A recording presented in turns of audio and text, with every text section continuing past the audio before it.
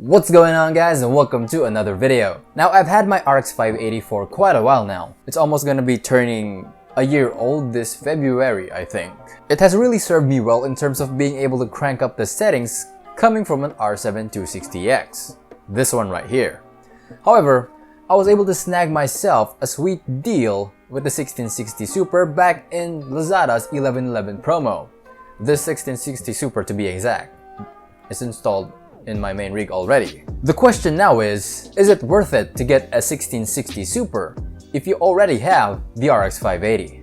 Let's find out.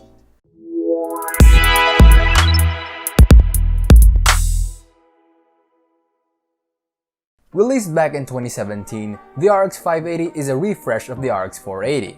It traded blows with the GTX 1060 6GB, with both cards beating each other on specific games. More on that on another video. The 1660 Super from 2019, on the other hand, I think goes head to head with the 5500 XT and the 5600 XT, with the 1660 Super beating the 5500 XT by a small margin and losing to the 5600 XT by a bit.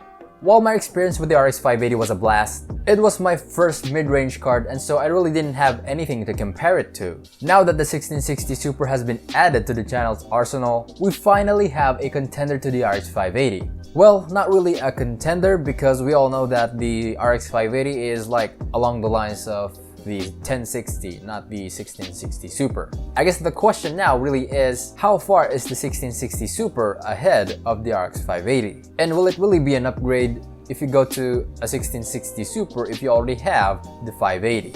Now let's get into the benchmarks and see if the 580 can really defend itself against the 1660 Super.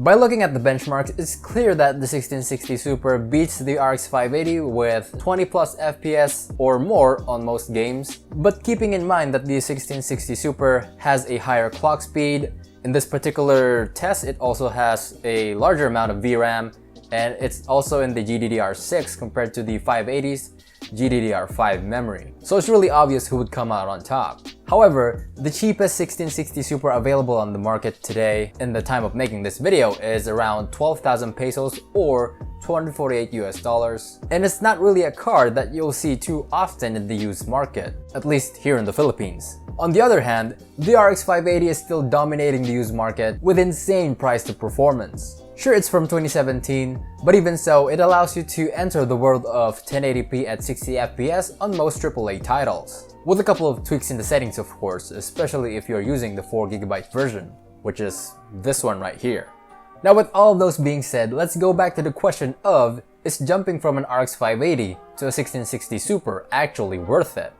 Well, for me personally, with the games I play, I don't really see it as a huge improvement. Sure, I get 20 plus FPS on higher settings with most games, but considering the fact that I got my RX 580 at 5,300 pesos, which I think is $106 US, and that this was before the pandemic started, so 5,300 versus 12,000. I just can't see the improvement in performance being able to justify the huge difference with the price point, especially if you're already using an RX 580 with 8GB of VRAM.